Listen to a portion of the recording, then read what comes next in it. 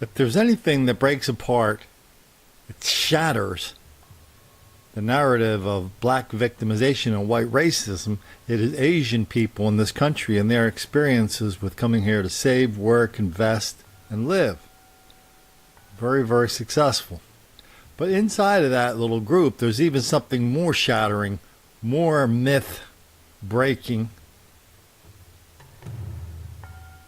And that's the amount of black on Asian violence, the amount of black on Asian criminality that is rampant in so many places and so many cities in this country.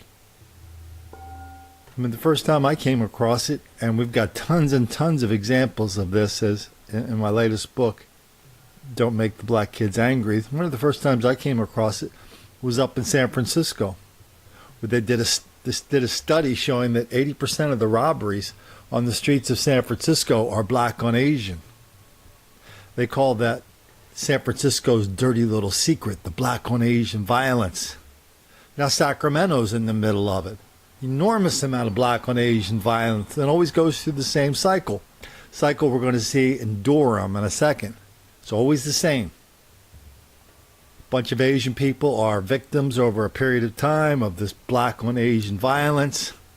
After a long time, some completely ineffectual city official, in this case the mayor of Durham, in that case the mayor of South Sacramento, they came out and pronounced they're going to do something about it. Damn it, we're not going to let this happen on our watch. And they just keep doing nothing about it except scratching their head going, I wonder what's going on with all these Asian peoples being robbed and murdered. Can anybody see a pattern here? If you ask an Asian person, they won't have any trouble at all identifying the pattern. Ditto in Philadelphia. I mean, so much black on Asian violence in Philadelphia. They've had demonstrations about it where the Chinese people are in the streets with signs going, Martin Luther King would not approve of this violence on Chinese people. I mean, all the Asian people and the immigrants, they're trying to be so polite. They're trying to pretend this is not a black on Asian thing. And the more polite they are, the more acquiescent they are, the more they become victims of this black on Asian violence. It went to ridiculous lengths in Philadelphia just a few weeks ago. We did a story on this. Philadelphia city government is giving the planning department permission to remove the plexiglass barriers in these little Asian stores in the ghetto, because Asian people protecting themselves from this level of black crime, violence, and mayhem, that is somehow an insult to black people. They had a hearing on it. They made the Asian people wait 3 hours. 3 hours at a city hall hearing and before the 3 hours, all the testimony they heard was from black people and from their apologists, just wondering why the Asian people need these plexiglass windows. I mean, why do we need that? And not one person stood up and said, well, we've got a bad problem with black on Asian violence in this city. Got even the Asian councilman, he got stabbed in a street robbery last year. He went to trial. The jury, the person who was on trial for trying to kill him was acquitted by a jury with lots and lots of black people on it. A jury with no Asian people on it. It's all over the country. People keep scratching their head. What's going on? Whatever could be going on in this country, in our city, in our town. Why are people picking on these Asian people? They've got a new one. They've got a new one in Durham. They've got a new cause. You know, when you say a cause, the cause dictates the solution.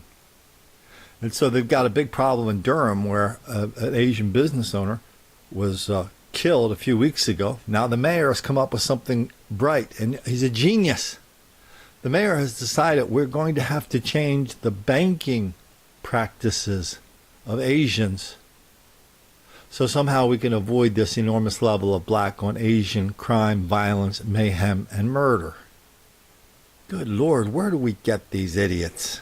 Tonight, several Asian American restaurant owners in Durham met with city leaders about safety concerns. This comes weeks after a restaurant owner was shot and killed in his driveway. CBS 17's Amy Cutler is live at City Hall with more on what the group is demanding and how city leaders are responding. Amy. Angela, these Asian American business owners say this murder is part of a larger problem. Tonight, the mayor agreed and vowed to act. They greeted one another in front of City Hall. Many Asian American business owners are concerned. They say they're being targeted for robbery and they want the city to do more to protect them. We will find some practical solution to provide more protection.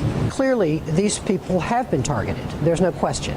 The meeting was held behind closed doors. It comes 3 weeks after the murder of Han Zhang. The owner of China Walk was shot and killed during an armed robbery in his own driveway.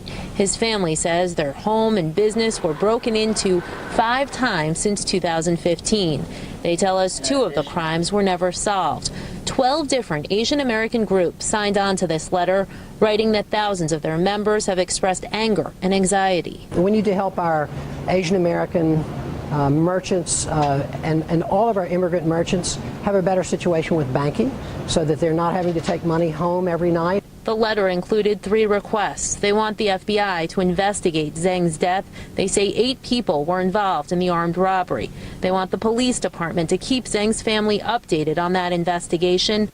Finally, they're asking that members of the Asian American community be invited to take part in a special task force focused on making Durham safer. We are hoping it will getting better. You know, why don't we play the story out of Los Angeles? It's kind of a reminder this stuff's been happening for quite some time. It's been happening, and people have been in denial, deceit, and delusion about it for as long as it's been happening. We begin tonight with an extraordinary interview with an African-American ex-con who admits he targeted Asians. That comes as the Asian community is reacting to a series of attacks that have stoked racial tension. But as our Mike Sugarman found out, these crimes may go beyond race. We seen them. We decided to just go out and get them, you know. We needed some money for another night at the hotel. But they were Asian. They were Asian, once again. 21-year-old Amanzi Emenike talks about robbing Asians like it was no big deal. During his teen years, it wasn't. We got busted for a hate crime due to the fact of when they linked us to the other robberies that, you know, eventually caught up to us, they were about 75 to 80% Asian. No Asian, no one should fear walking on the street in a broad daylight. But they should have during Amanzi's reign of terror, which ended with his arrest in 2007 at the age of 17. Is he a racist? Some of my best friends and closest nearly and dearly to me is Latino and Asian. I got Asian friends that I'd die for. I got Latino friends that I'd die for. But Anansi did target Asians because of the perception that they wouldn't fight back, wouldn't go to police because of a language barrier. We would go somewhere where we know a lot of Asians carry a lot of money, like for a good example, Stonestown. That was a place where we know a lot of Asians came out that mall spending lots of money, so we knew they had something. What the Eco Center is like this indoor classroom where people... Munzi has cleaned up his act after spending time in prison. He's now a video producer at the news agency Youth Outlook, and he offers a unique view of the high-profile black-on-Asian crime recently. A killing in Oakland, attack on a Muni platform, beating of an elderly man. It makes sense why they would say it was for racial reasons and why they would blow it up to be a racial reason now. It makes a lot of sense. Because when you look at it, well, race did play a part in Amanzi's robberies. His victims were targeted because of race. But for specific reasons, they presented for him a crime of opportunity. We obviously can't tell you about all such crimes, but it does offer a different perspective to the debate. San Francisco's police chief will hold a town meeting tomorrow to talk more about the problems. Really? Because what's the bottom line after talking to him, do you think? Well, I really do think it was crimes of opportunity, but it was a racial crime because he was targeting Asians, because he had this perception that they had a lot of money and wouldn't go to police. And they'd be an easy target. And they would be an easy target, just as Latinos, too, would not go to police. So much envy, so much jealousy, so much resentment directed at Asians. I'm a big fan of Asian people in this country, the people who come here and just, they get a job, they have families, and they just do the right things. On some level, I think a lot of activists are aware that the very existence of Asian people in this country belies the greatest hoax in this country, which is the hoax of black victimization, that black people are relentless victims of relentless white racism all the time, everywhere. That explains everything, because all you have to do to shatter that little fairy tale is to say, what about Asians? Are they victims of white violence? Are they victims of white racism? Or are they victims of black violence that they're just too damn nice to talk about in public, and it's getting them killed? Well, that's the answer. And everybody knows the reason why, because pointing out black violence, mayhem, and chaos directed at Asian people makes the black kids angry.